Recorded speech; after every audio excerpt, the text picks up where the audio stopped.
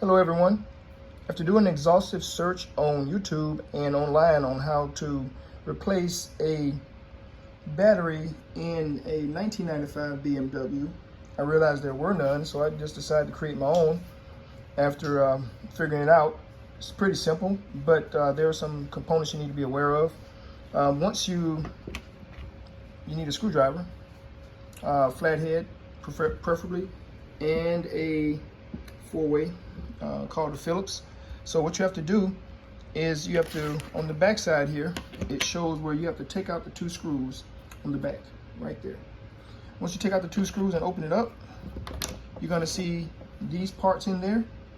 Now, you may notice that this particular part here does come out sometimes. So you need to be careful that if it does, this is how it goes back in.